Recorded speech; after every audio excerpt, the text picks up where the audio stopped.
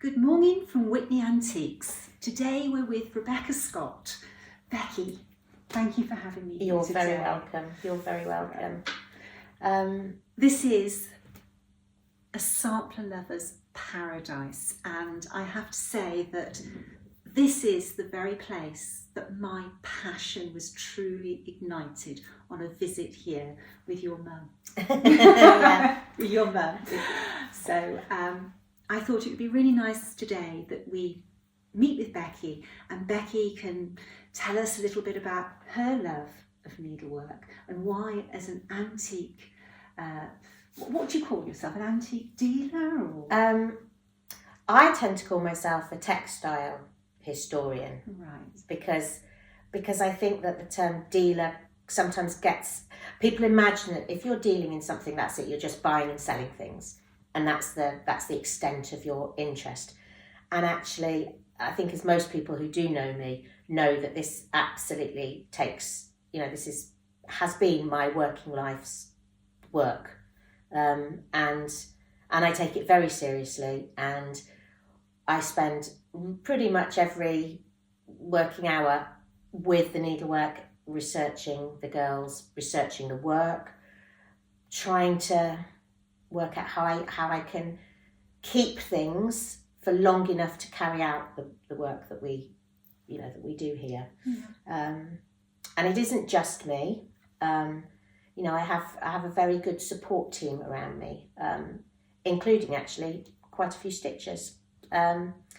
And I think most people will probably be aware that I now have an assistant in the business, Isabella Rosner, who is working. We work alongside each other, and we've produced the last two catalogues, Witney Antiques catalogues, together, and we'll be producing the next one for the next exhibition.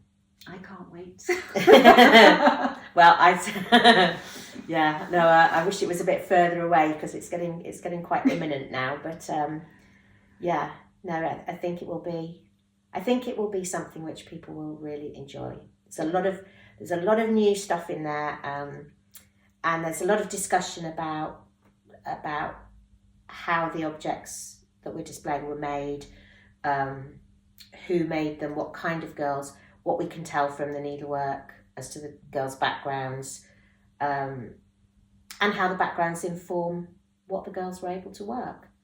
So, and it covers items from about 1650 through to about 1770 this year's.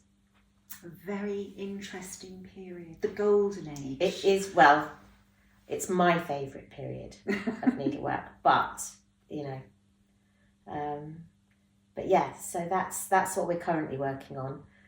But at the same time we're working on that, we are also, trying to look after our customers, trying to, find specific things for people, but also explain the stock that you can see here is all around me. This is only a very tiny little part of Witney Antiques. There are, hundreds and hundreds of samplers here. I think currently we have about 700 pieces of needlework in stock. Absolutely amazing. If you come over to England, this is a must place. You will see far here than you will see in any museum. Yeah, I think that's probably true. It is true. Yeah. It is definitely true. Becky, what drew you to needlework?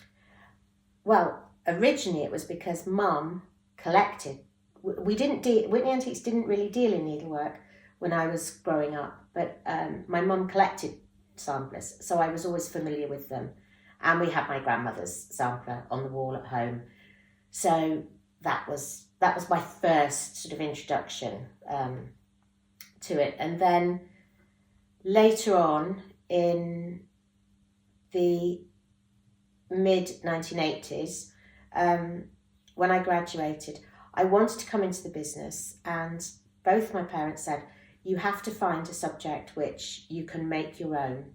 The business, if you want to deal in the best things, you have to really understand them and know about them and become a specialist in something.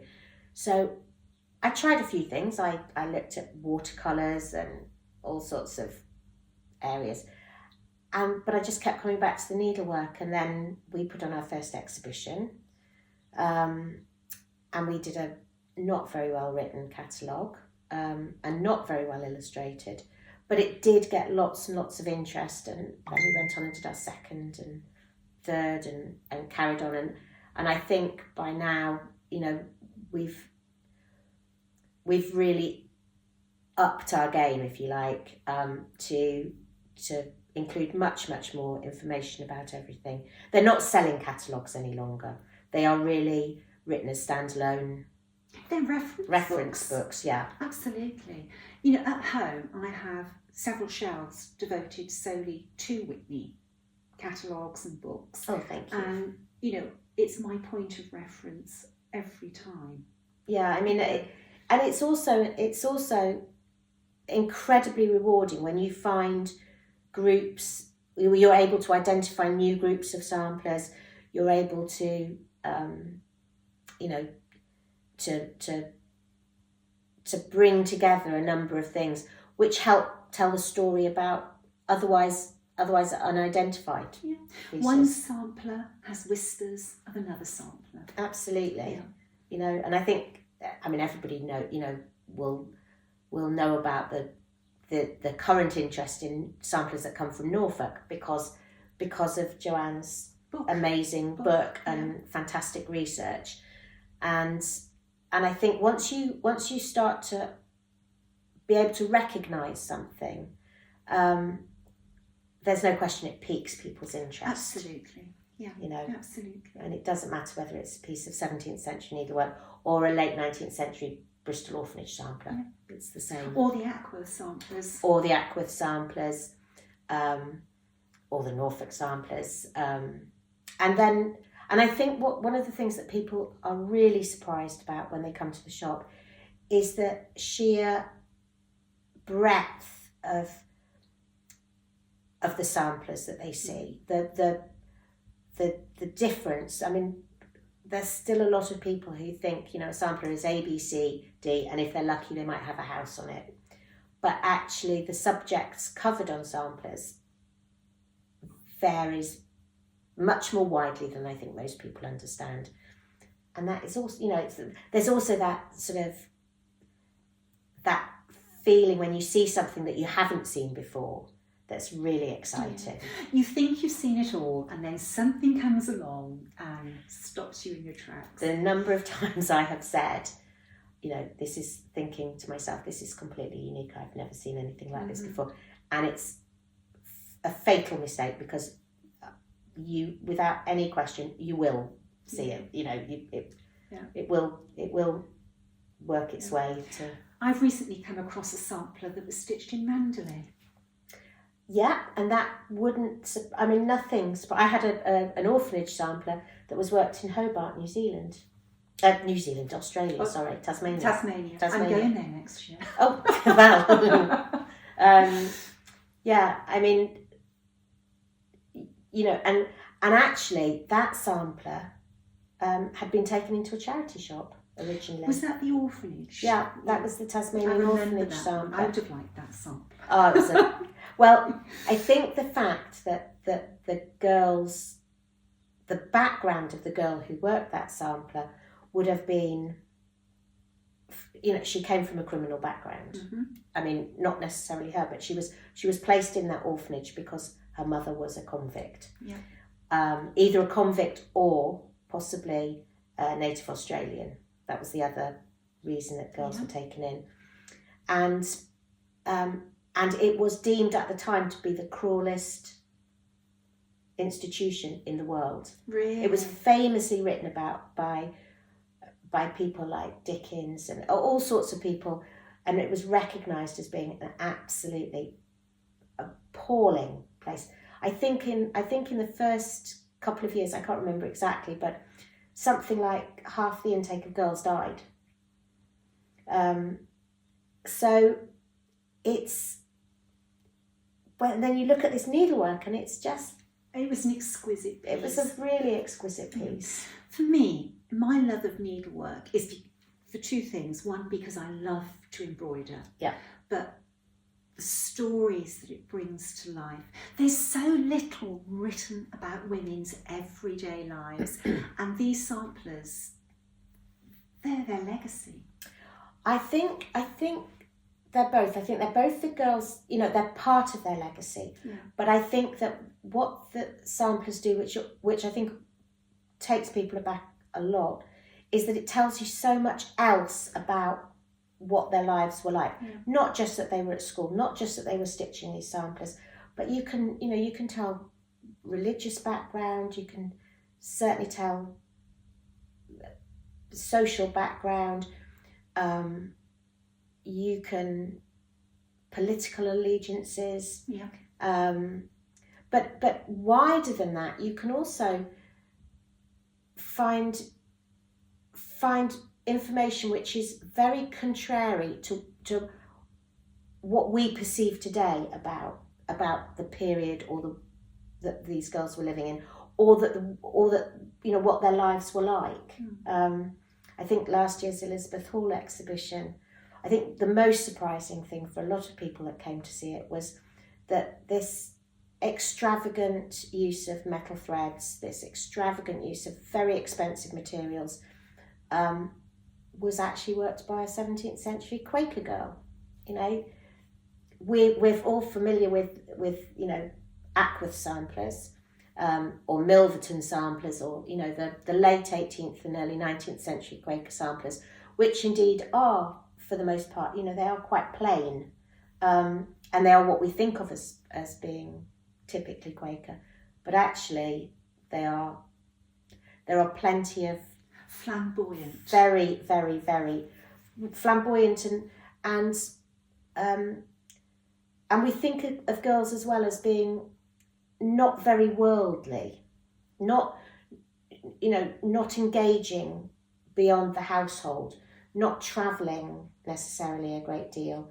But one of the things that the needlework, particularly the 17th century things, do show is that actually there was a much wider conversation going on between girls and the objects that they had available to them, and why they use certain things in certain ways, which indicates a great deal more involvement in the rest of the world. I mean, for a start, most of the materials were being traded.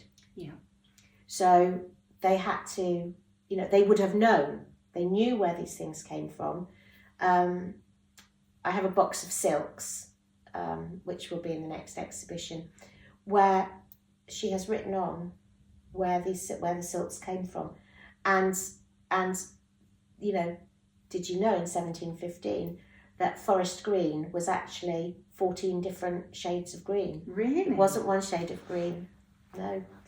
I love about samplers that when you start to try and discover the girls in family history records, all of a sudden you read something and you go off down this rabbit hole, and you're learning nothing about the girl, but you're learning about life at that time or in that location, and it just broadens our own general knowledge, doesn't it, of history? It really broadens our knowledge of history. I mean, I years and years ago, I bought a sampler from somebody in a Turkish carpet dealer in this country, but he had come over from Istanbul to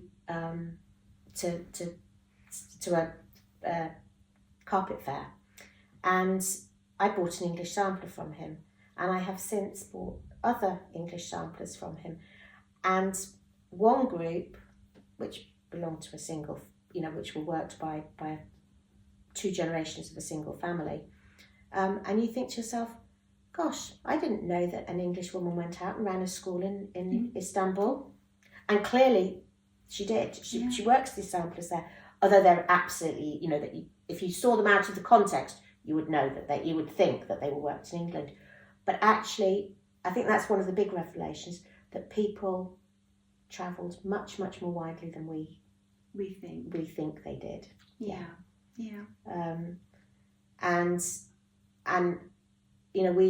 I'm sure that you will sort of concur with this, that when we're looking at the girls, when we start to research the girls, we very often, we look for the names and if there's a place name on a sampler and you think, right, okay, so you concentrate your search in that area. But the next exhibition will show a group of mid-18th century samplers worked in Nottingham, where the girls who work them have come from absolutely every corner of the country. Yeah. And so it shows that in this particular instance, the teacher must have been very, very highly regarded to have attracted girls from such a wide area to go to the school. Absolutely. So, you know, honestly, it just, researching samplers just opens up this wonderful, wonderful world. It really does. It really, it does. Yeah. And female history as well. Yeah, well, it's quite empowering when you look at some of the stories of the girls. Absolutely. You know, I mean, life wasn't as comfortable or as easy as it is now. Life never is. It's not a fairy tale. No, and for these girls, it's, you know, when they were sat in the classroom learning, what were they doing? Because I think that, you know, there's plenty of evidence within different groups of, you know, the girls suffering corporal punishment. You know, they weren't allowed to talk to each other. I'm not talking about every school, but certainly in a lot of the orphanages and things, there would have been very little communication between the girls during their lesson time. And I think, actually, we were talking about this earlier, but I think very often what gets lost in this world is the importance of the teachers. Oh, absolutely. You know, the teachers, I think when you find groups of samplers that are related to each other and worked under the same instruction, you very quickly realise how influential the teachers were. You know, whether it be 17th century Quaker girls in a school, or whether it be middle class girls at a much more fashionable educational establishment, they were all reliant on the same peripatetic teachers. I suppose just like it is now, you know, people go around and they teach different classes. Yeah.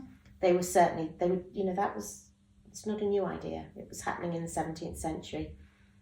Whether it be, I don't know, St Clement's Dane Charity School, you know, where the girls are all working pretty much exactly the same sampler for over a period of a lot of years as presentations to the governors of the institution. You know, the teacher is absolutely central to this whole. Yeah, and when you think about the majority of their education would have been spent in needlework, not all of it, but the greater part of it, that teacher would have had the greater influence on that child. Well, I think one of the things that you do quite quickly learn is that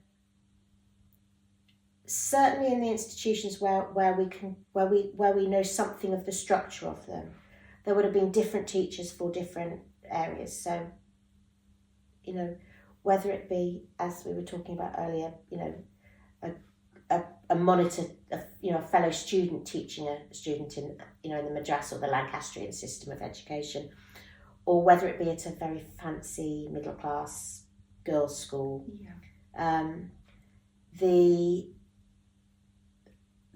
They would have had they weren't all taught in the same way, and I think the needlework reflects that. Yes. You know, I think that from some schools you see the needlework was very regimented and the girls were stitching what they were told to stitch, and I think in some other schools there's this sense that the girls were encouraged to be creative. I'm never quite sure how creative the girls were allowed to be. I think probably it was more prescribed than we would expect now, than we understand it to be now. But my feeling is that probably it was more prescribed than we imagine it was in the majority of schools. Now, the other thing that is really important when you're looking at needlework is to understand that absolutely nothing is a precise, I mean, I say things all the time and I have to go back and correct myself and say, actually, I've just said it's definitely this, it's definitely that. Mm-hmm. And actually there are no definites. No. That's, and that's the first thing that you really have to understand, and I think that's what the needlework shows you, that girls, they're not, whatever the stitching that they're doing is, they're not all working it in exactly the same way, or possibly in the way that you would that we would expect them to work it. Techniques would have changed over the years. Yeah, and they were children. They didn't always get it right. No. And I suspect quite often the teachers didn't get it right either. I mean, but what they would have considered right and what they wouldn't have considered would perhaps be different from how you get taught today. Exactly. And the teachers themselves may not have been well educated. Like a teacher may not have been a good speller. And therefore the children wouldn't have learned to spell correctly. Well, of course, there was no correct or incorrect spelling for a long time. That's a much more recent invention. So people could spell, as they wanted to. As they spoke. And with all the different accents they had as well. Absolutely. I mean, it's one of the things that I found an absolute marvel when I was looking at the 17th century things, because so many of the named and dated examples are in fact Quaker. And this idea of this group of 60, the valiant 60, coming down from the Lake District and coming into the heart of London and being able to convince a group of very wealthy London merchants to join their, to be convinced by their religious arguments. When I can imagine, I mean, even if you go to the Lake District today, it can be quite hard if you to understand what people are saying. Must have been astonishing then. I was born and grew up in South Wales. You go an hour up the motorway and I can't understand what people are saying. No, I mean, we thick regional accents in this country can be very, very thick. They can be very hard for people to, for English people to understand. That's right. Yeah. And it would have been more pronounced 200, 300, 400 years ago. Absolutely, yeah. We've got television today that levels out the accents. Absolutely, yeah. And introduces us to accents that we wouldn't otherwise be familiar with. That's very, very true. So, yeah. So it's all of these things. I think it's just and I think as well, because it feels as though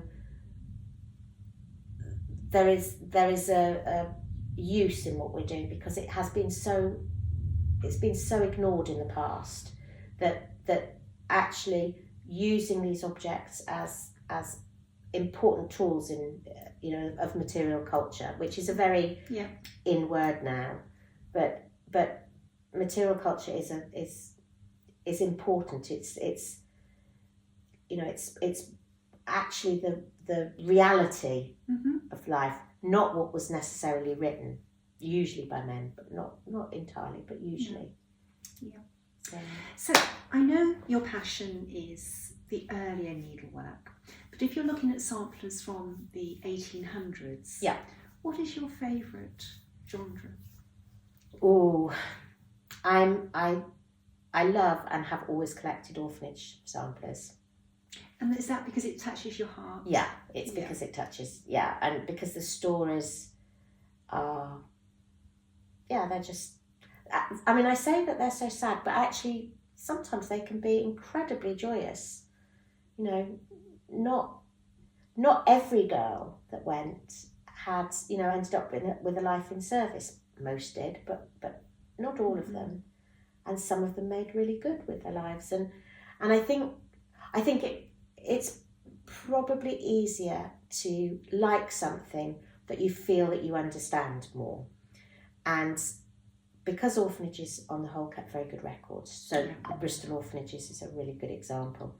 They kept very good records, so we know a lot about the girls, and that, you know, being able to recognise things and being able to feel that you know something about them, it only helps the whole process of falling in love with them. Mm-hmm. But I suppose it's the orphanage and the schoolwork that I find the most interesting. Although, you know, there are some amazingly wonderful, quirky, or very, very decorative 19th century samplers. That was always my mum's taste. She sold me quite a few. Well, I have a few of them that belong to her. No, and I love the you know, the 19th century, the very decorative. You know, I think everybody likes a really good house sampler. Oh, a red house. Yeah, I mean, everybody likes a good house sampler. And I suppose actually, it kind of, this is interesting because I quite often get people asking me, you know, if I'm going to collect something, what should I collect? Yeah. Well, that's something I wanted to ask you about. I was very lucky that when my interest in starting to collect samplers was peaked, I came to the person I consider the best, which was your mum. Yes. You know, I came to the best. I did my research, and everybody told me Witney Antiques was the place to come if you wanted to start collecting. And my husband came with me, and we sat here, and your mum started to talk, and I was like, Yes, she had that effect on lots of people. And my husband was as well, and my husband's not normally like that, but he was so interested in what your mum had to say that it really sort of fired up our passion for collecting. And the one thing with your mum was that she guided me with what I called my serious collection. So what would you say to people who are watching about building a collection? Well, I think, first of all, you have to collect what you like. Collect with the heart. Yeah, you have to collect what you like. But beyond that, I think the very obvious things, you know, condition. Mm-hmm. Because you can't bring back colour to something which is totally faded. You know, you shouldn't replace stitches in things. You know, there are all sorts of things which you just can't do. And so condition is hugely important. And it you know, when we're valuing things, when we look at things to value, because that's, you know, this is all part of it. The values of samplers range from, you know, very small amounts of money, tens of pounds, up to in excess of £100,000. And on the whole, the things which determine that value are rarity, condition, colour, period to an extent, but that's not exclusively. And then there are the other factors that come in on top of it. So when a book comes out about a subject, suddenly, and more people recognise it, those prices go up. Now, they tend to be bumps along the road, if you like. So when Carol Humphrey's book on Ackworth samplers first came out, there was a lot of interest, and the prices absolutely they went through the roof. They've come back down. Yes. I think currently probably Bristol samplers are something which is being very heavily collected, and so the prices have gone up. They will, you know, that will level out. Yes. Those things don't, you know, it's not always an upward trajectory, but on the whole, needlework has kept its value very well. It's actually a very good investment. It has proven to be in certain areas. I mean, you know, for somebody who buys Norfolk samplers, you know, they are being very heavily fought over. I think there are some things which you know are areas which are slightly undiscovered, actually, in the needlework world, and I suppose but once they catch on, then they move, and so you get these sort of peaks and troughs. But on the whole, needlework has proven to be quite a good investment for people. And there are some areas which now are very, a really, really, really wonderful band sampler. They're very, very few and far between, and they will always command a good price. A lot of money. Yeah. I think when I started to collect, your mum talked about different genres, different areas, and she asked me to think about what appealed to me as well, visually. And again, she talked about the condition, and that is something that is so important. And it's better to have one sampler that is a good example of something than 10 inferior condition samples, isn't it? Yeah. Well, I think a lot of people will be familiar with some of the big collections that have sold, and will have been possibly surprised at some of the prices realised.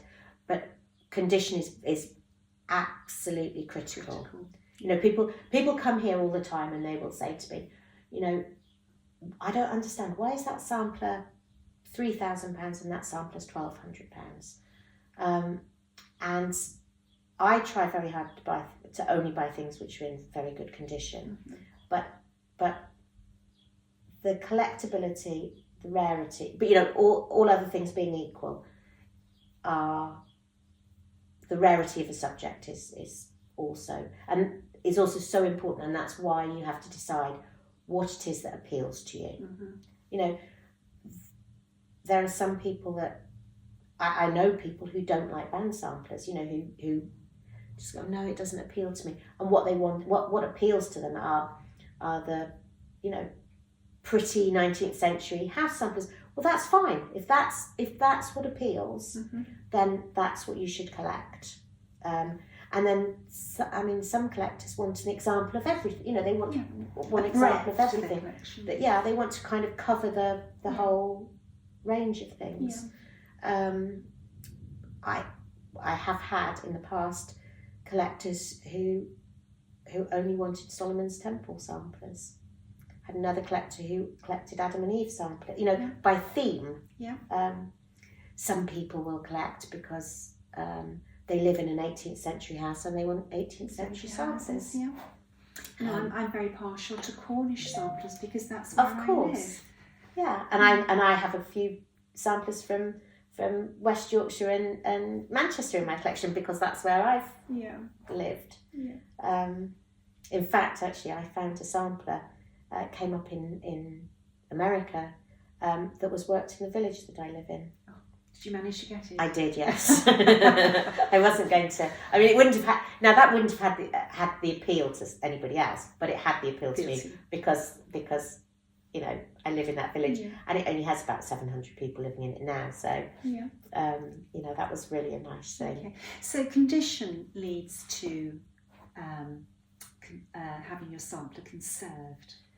Yeah. And what do Witney offer people with regards to conservation? So we have a very, very, very busy conservation workshop. So we have everything mounted. In fact, I've got a few examples which I will show you of how we mount things. But yes, so we everything that we have goes to be conservation mounted. And then we frame using conservation acid-free materials behind museum glass.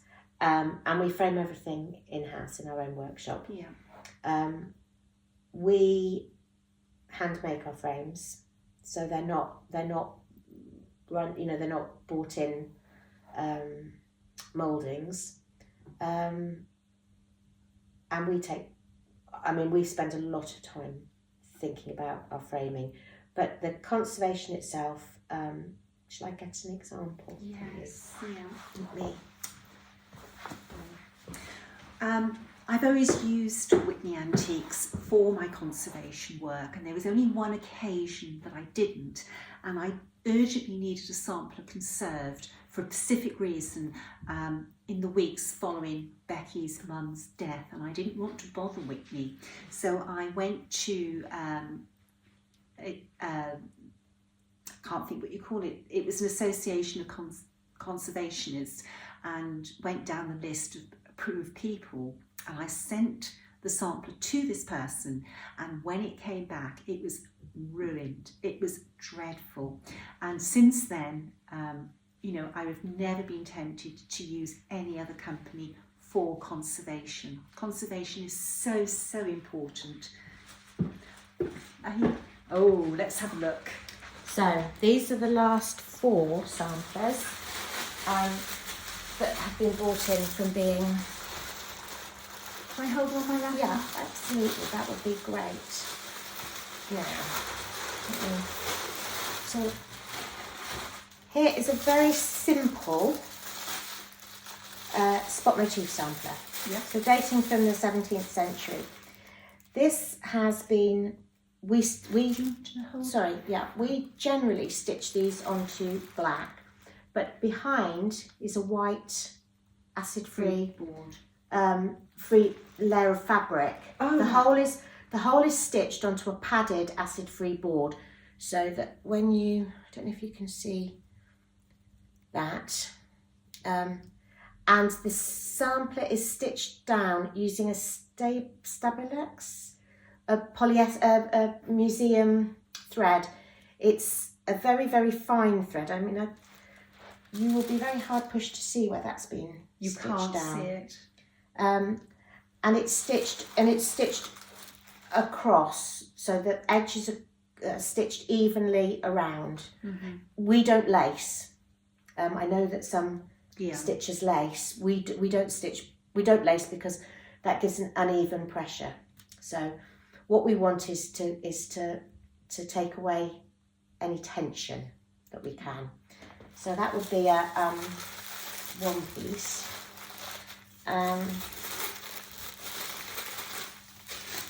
Now, actually, that was the backing that was stitched onto it, and I don't know if you can see, but you can see the discoloration. Can you see on that fabric? I think that's showing up. Which was a non acid-free material, and it just had eaten away the acid that was on the board behind, and of course that gets transferred then to the material. So that's why we take them off their original backings. And then this is your very typical Scottish house sampler, and again that is we've taken it off its stretcher. And it would have been nailed down to the frame. That's what these holes. Yeah, of course you can. See, these were the holes from where the tacks were inserted into the fabric. Yeah. So we take those off. The sampler is surface cleaned, and then it is stitched down. We quite often use there's humidity can be used, so that you take out any creases and wrinkles in the fabric, and then again it's stitched onto a padded acid-free board. So, and I think you have different conservators for different periods of needlework. We do, yeah. We have, I suppose it's like anything. The different conservators have their different strengths and their different abilities. Yeah. And so our 17th century needlework, if we have a piece that has a lot of metalwork in it, it will go to one particular. I have 4 girls who work for me. They do my work, I should say, and they, you know, it's one particular girl who will work on anything that has metal thread in it. If there's a piece of 17th century embroidery with sequins, there's another person. That's another person's job. The mounting of the samplers is primarily done all by one person. But yeah, the different strengths that they have. You've got specialists. They have special, yes. Yeah. And they are very, very, very, very highly skilled. I know. Yeah. You know, and it's an expensive process, and it's one of those things which it's always been something that possibly we've been criticised for at Witney Antiques, that we might not necessarily be the most competitively priced. You get what you pay for, Becky. But I don't make any. I used to sort of worry tremendously about. Well, if I conserve something, you know, if you take a sample that might be £500 or £600, and you conserve it to the standards that we conserve it to, and you put it behind museum glass, that is going to cost you an additional £400 or £500. Mm-hmm. So on those things, you probably can't be necessarily very competitive.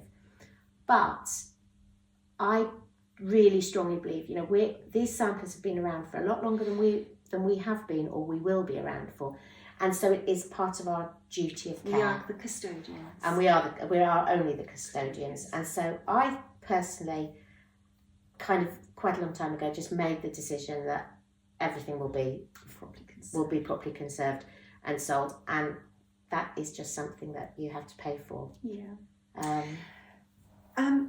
I think with the needlework world and buying samplers, that it's very easy for people to get their fingers burnt.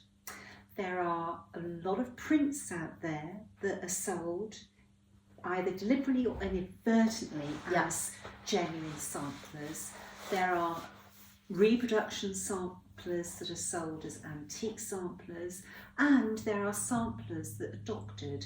I recently, I didn't buy it, but I saw a sampler that when you inspected it, the faded threads had been coloured. Oh, I've seen that numerous times. Yeah. I have seen that numerous times. I mean, I get a lot of things brought to me. You know, people want me to conserve, and I've had pieces that have been literally coloured with felt tip. But it's until you start looking at things, you don't necessarily see. And I think that there's a very big danger in buying things that you haven't seen in person. That's a very big danger, because you can't always tell from photographs, and photographs absolutely can be doctored and photoshopped. I did have an experience where I had been called to look at something which was going to appear in auction. I went to look at it, and I said to the auctioneer, you know, I think you should be paying me my petrol money, because that was a complete waste of time. The thing, you know, they were so damaged, they were more whole than sampler, and I didn't think any more about them. And then I thought, a few weeks later, I thought, I wonder what those things made. And somebody had paid £7,000 for a sampler which was so full of holes. But I saw the photographs, and you wouldn't have seen the damage in the photographs. Yeah. You know, and if I'd been that person, I'd have been really very upset. Yeah.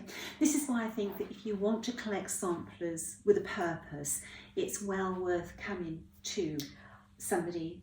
Yeah, I think, I mean, and the other thing is, it's like anything, isn't it? I mean, it's like any, you know, if I want my car serviced, I go to somebody who I trust and I like, and I hope that you know, people feel happy with the things that they find here. Yeah. But I do think that a lot of what we, you know, have, it's very transparent. You know, the internet has made the world a very small place. Yes. And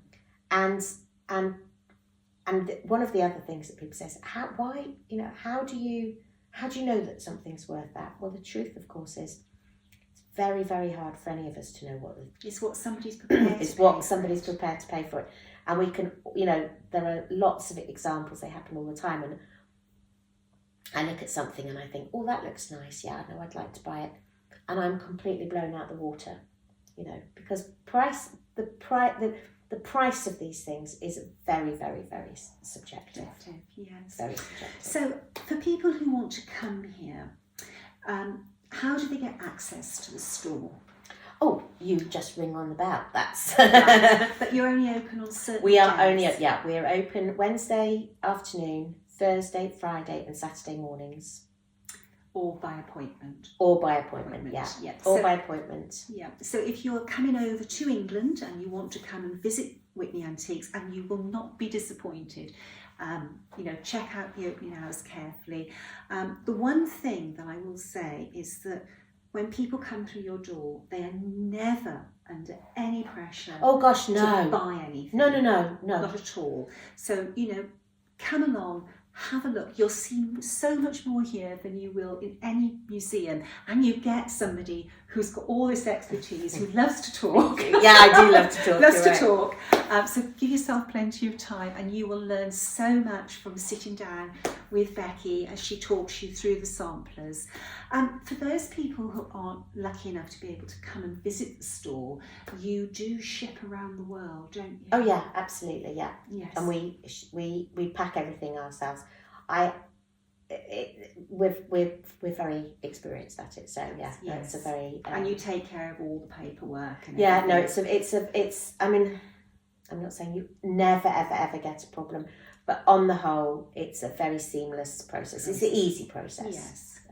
And you also undertake commissions if people are looking for a certain type of sampler, and you do this for museums as well, don't you? Yeah. Museums employ Becky for. Yeah, no, if people are looking for a particular thing, then they, I'm always very happy if they let me know, and if there's a particular area of interest, I mean it's, and we have a lot of publications as well. I send out publications all the time.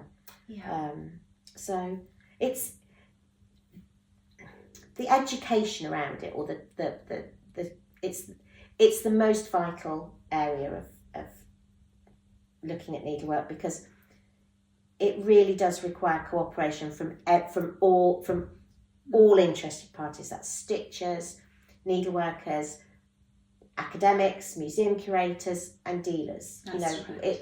This is kind of, I was saying this earlier, this is in its infancy. The study of this, a serious study of it, is relatively recent, and the only way that we learn is by sharing our knowledge. Yeah. That's right.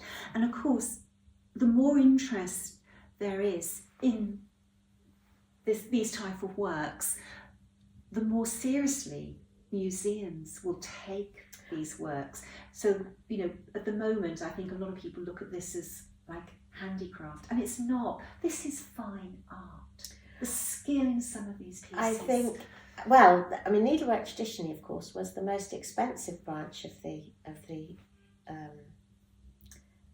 court decoration or household furnishing. People forget that in the 17th century, well, actually earlier, from the 16th century onwards, the most expensive things were the tapestries or the needleworks that hung on the wall, or costume, clothing. Things that are embroidered. Yeah, embroidered goods were amongst the most highly prized and the most valuable things that anybody would put their money into. But it's, I think subsequently it's been seen as, this is women's work or children's work, or it ceases to have the same importance. Same value. So, when you go to a museum and they don't have any needlework, tell the museum you were disappointed. They should. They should. Yes. Well, I think part of it is because people don't see a great deal. No. You don't see. You see lots of silver candelabra when you go to big stately homes, but you don't see many pieces of needlework, and that's partly to the very nature that things weren't over the years necessarily preserved as they should have been. But of course now. And the great joy, the great benefit of all the technology that we have is that now you can buy something and we have the ability to keep it in that condition. Yes. That you can still hang a sampler on your wall behind museum glass, and within, sensible bounds, you can enjoy it without it losing all its colour. Yeah. wasn't possible. Yes, again. The other thing I'd like to talk about is about the importance of putting your name and the date on the sampler. I think that's so important, and I'm going to leave you an open field to talk about that. So yeah, I mean, this has always been one of the issues with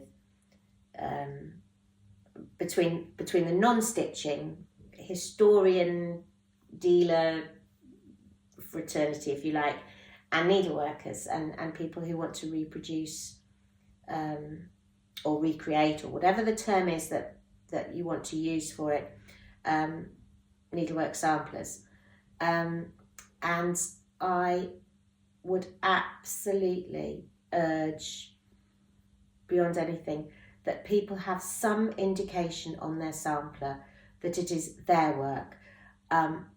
I do have a beef when people want to only include the girl whose pattern they are copying or, as I said, reproducing, or however it is that you want to describe. I think it is very, very, very important that you also include something which indicates that it is not the work of the person who's named on the sampler. And you can simply do that by adding your own name or just the date. Just the date. That's the date that it was worked. And I think that, and that way nothing is being confused. Nobody is being confused. Future generations, in 100 years' time, somebody is not going to think, oh, look at that sampler. It was worked in 1806, when in fact it was worked in 2026. Yeah, absolutely. And I think that it just takes it's better for the future of we have a responsibility today Yeah. to protect and to care for the needlework of the past, but also to protect for the future. And also it is part of the whole history of this subject. I go back to things from the early part of the 17th century. The conditions in which those girls were working is very different from that of a modern day stitcher. But being a modern day needleworker reproducing samplers is just as much part of the story of needlework. Mm-hmm. So it's not, this is, most samplers are worked now as a leisure activity, as a hobby by people, out of which there are thousands and thousands and thousands who absolutely love it, and in one respect keep the tradition of needlework. You're keeping the skills. You're keeping alive. the skills alive, and you are. But it's not the same as a child in an orphanage working a sampler. It's not the same as a 19th century middle class girl attending a fancy boarding school in Bath. It's different, but it's still part of that continuing history of needlework. Yeah. And so I think it should be celebrated, and I think part of that is by putting your own name on things. Mm-hmm. It's not to say that it's not, that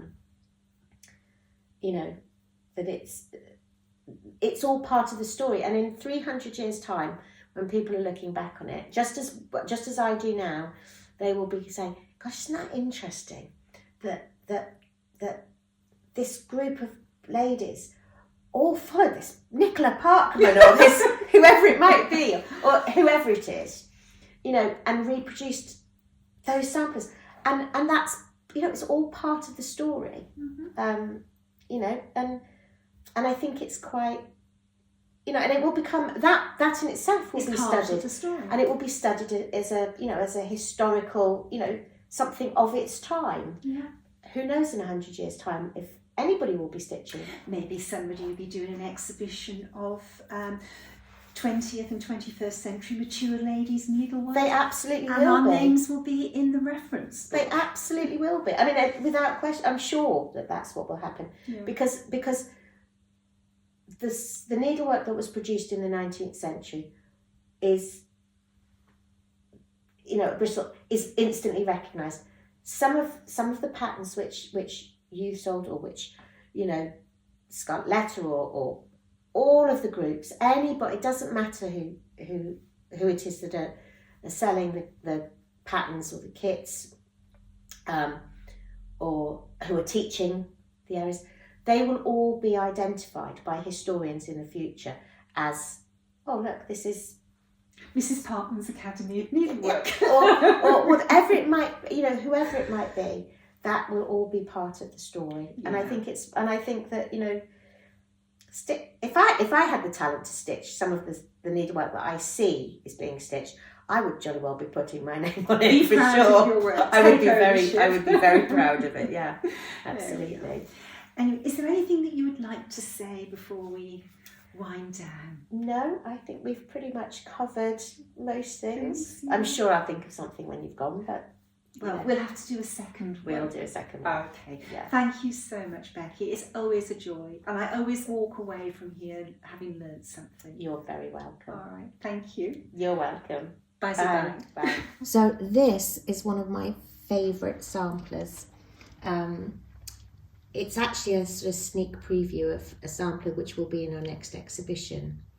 The sampler was worked by a girl called Elizabeth Maylie.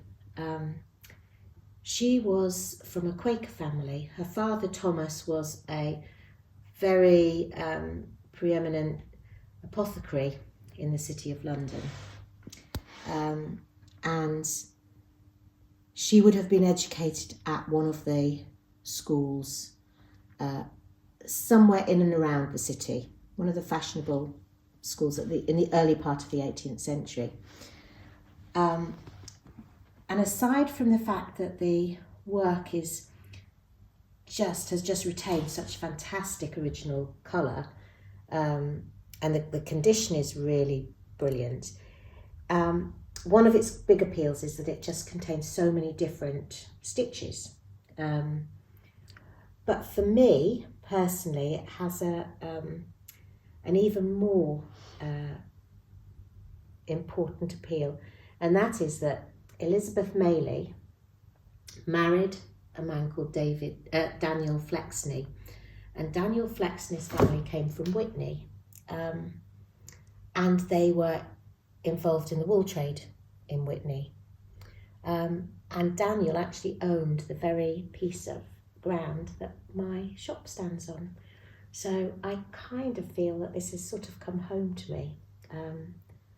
But it is just one of the most sort of perfect, lovely examples of very typical early 18th century Quaker schoolgirl work. The use of the strawberries in the strawberry and acorn border, and the queen stitch, the use of queen stitch in the roses, those are all things which are very typical of early 18th century Quaker needlework. Very different from some of the later 18th century Quaker work that we all, know and understand as being Quaker. When I look at this sampler, my fingers itch to stitch. It's beautiful. I love those little squirrels running up. Yes. Those are lovely little touches. And you're right about the stitches in there. Yeah. Really beautiful. They're really beautiful stitches. Yeah. We have another sampler here that's very different, don't we? Yeah. This is, I think these are so interesting. It's a map sampler, but it's a map sampler of a specific property, and I've always loved map samplers, but it's quite unusual. There are a number of notable examples of samplers of farms, or of villages, but they are certainly very much more unusual. And this is nice because it also is about the acreage of each field with their names on it. I mean, it gives you so much information about the specific property.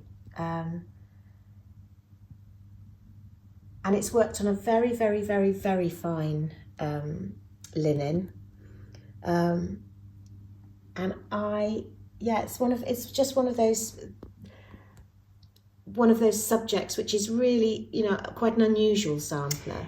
Is this something that is sort of related to the area? Because the one in the V&A, is that Sussex or Essex?